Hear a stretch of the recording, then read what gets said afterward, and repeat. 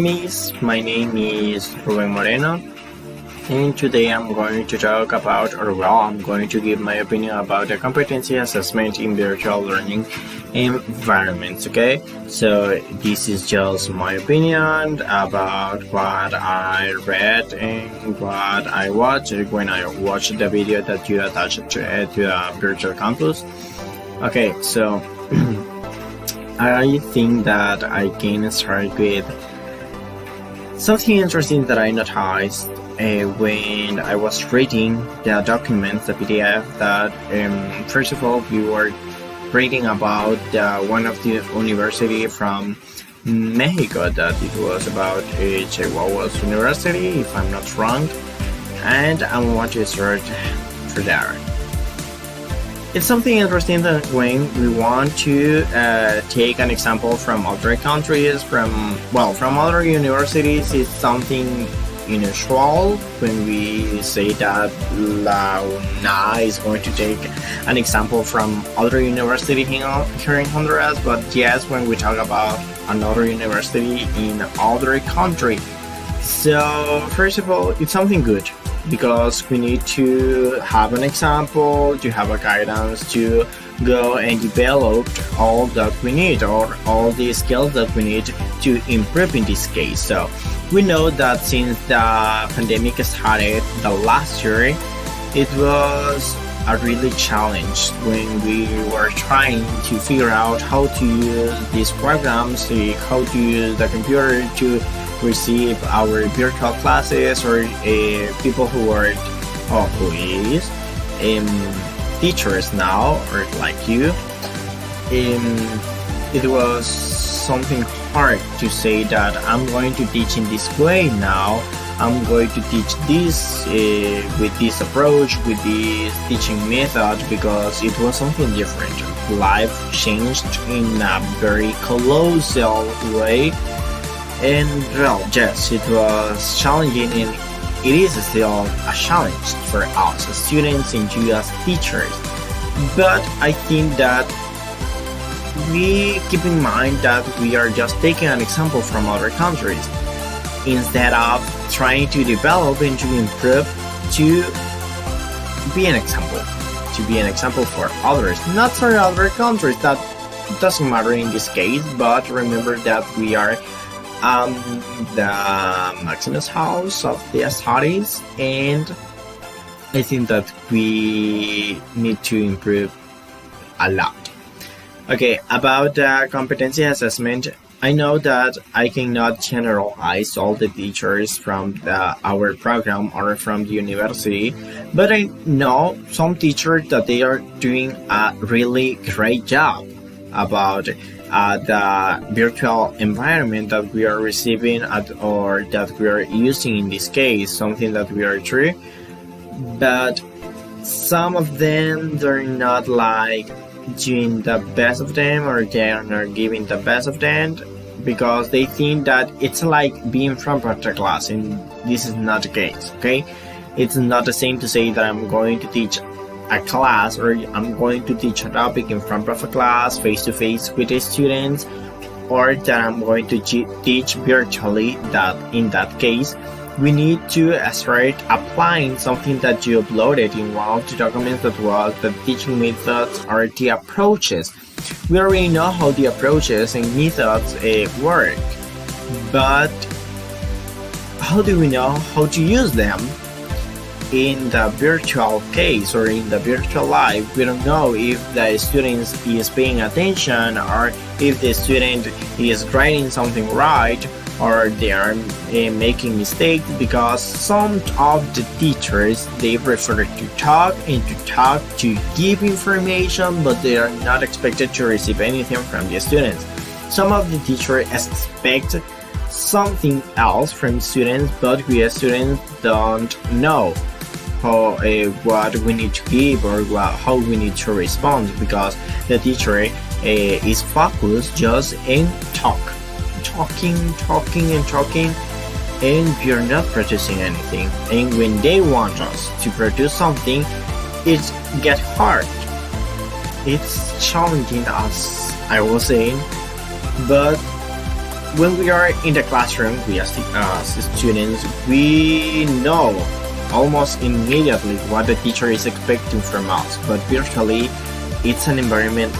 It's a different environment. It's something that we don't know.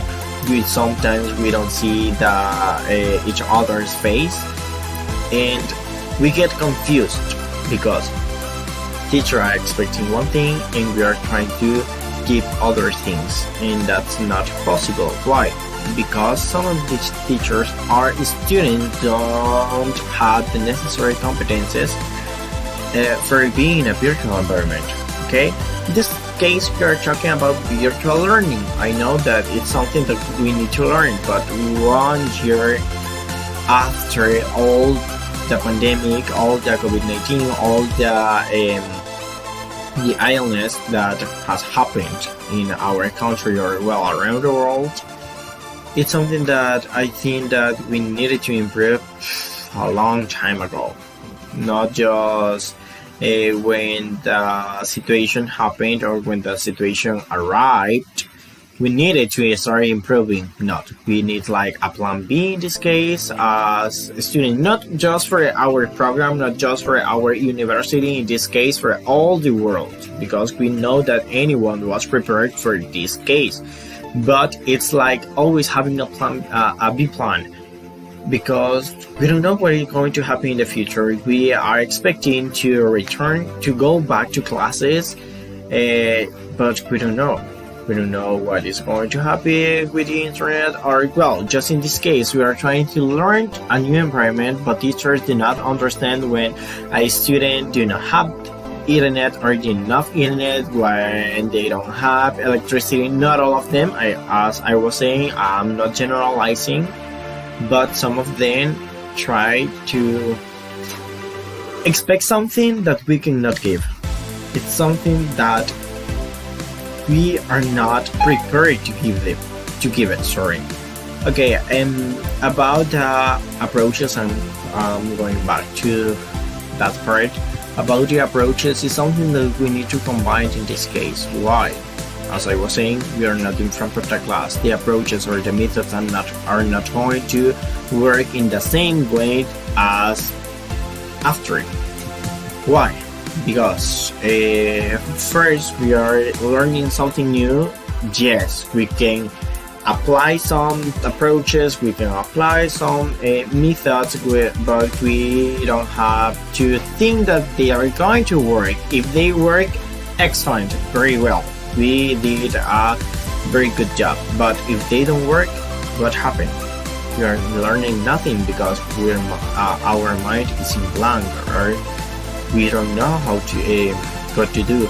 I know that the teachers are prepared for any situation that engaged studies, that engaged what they are teaching, but not always it's going to be the same. Not every day is going to be the same situation, or is going to happen the same to every student or to teachers. Okay, something that I got from the video you attached to the virtual campus were two important things for me in this case. And first of all was the culture. I don't remember very well the name, but it was about the culture that we need to learn. And this is one of the best examples that I can give. Is when, for example, when we talk about languages or other countries, we start learning about their language. We start learning about the structures, how to say this, how to say that, and we start learning about culture, and that's important. But in this case, culture, we are not talking about how do you say this in the other country, how this word and this word sounds different for other countries. In this case, we are talking about something that we are getting involved in this moment. For example, how to say computador in English, how to say tal programa in English, or something like that. That is our new culture. That is something that we need to be focusing Why? Because if I don't know how to manipulate or how to handle all the programs that I'm using in this case for my classes or for teaching my classes, I'm not learning anything, or well, I'm having a meaningless class or a meaningless learning. Why? Because if we are learning about a virtual environment or having the necessary competencies, first I need to know what I am using. If I don't know that, I will not be able to teach or to learn more from this point that I'm keeping now. Okay, that was important. The culture that we are trying to learn about the technology. And the second one was the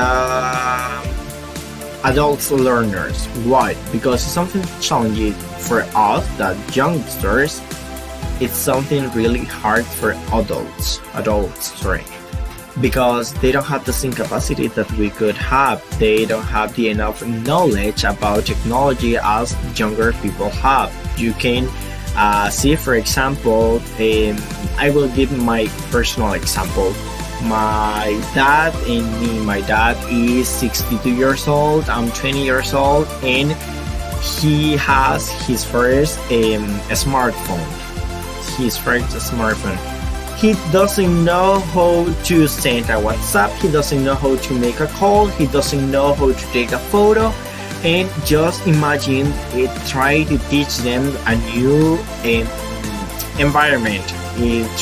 They are trying to translate the translator to move the classes in the classroom in present to a virtual or technology environment. It's something that first we need to have the competence. Why?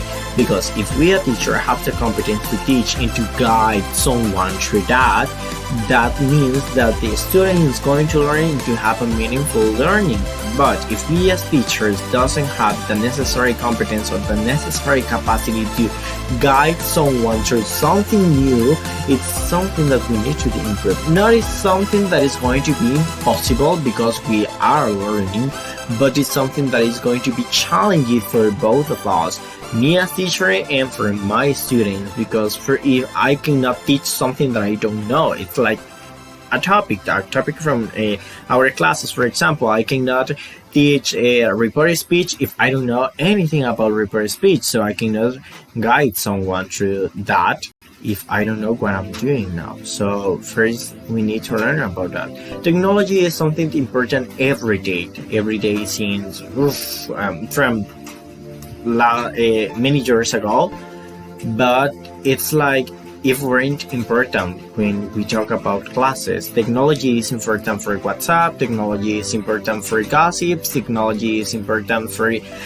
breaking news, but when we talk about teaching, it's like technology is one thing and the studies are another different thing, but it's something important to get involved in with both capacities. Why? Because we are going to be able to affront situations like this one. In this case, we are trying to communicate, we are trying to have opinion from each other, but virtually, not in class. So that means that it's something important that we need to improve and develop every day, not just teachers, because we are learning to be teachers too, but for other people too. Okay? This was just my opinion. I know that I talked about a lot of topics in the same video, I'm sorry for that, but it was a really interesting topic for me, and I am interested in that topic, and I hope that in the future we can talk about a little bit more about that. And if you have any feedback for me, I will happy to receive it soon. Okay, so this was everything from me, and I hope you can enjoy this video. So thank you very much for paying your attention.